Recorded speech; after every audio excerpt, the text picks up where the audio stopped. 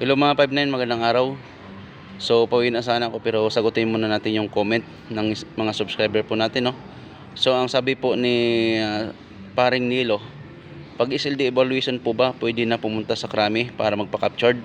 So yan. Then sabi rin po ni user KM9 LT1 LC7C, no. So sabi po niya, hello po sir, good morning po. Bala ko po kasi pumunta bukas sa Camp Krami para po mag-renew ng license. Ano po sir ang dapat nadalhin ko? Need ko po ba magpa-appointment? O po sana ang mag-asikaso ng po renewal ko para po sana mabilis. Kasi pag po palakad matagal po. So yan. So kapag ganyan mga 59, pwede po kayong pumunta sa Camp Krami, no? So siguraduhin nyo lang po na naka-online appointment kayo. And of course, ay dala nyo po ang inyong 2 files. So kailangan po ay kumpleto, no? At hindi nyo na po kailangan mga 59 magsuot ng complete uniform. So casual attire lang po is pwede na, no?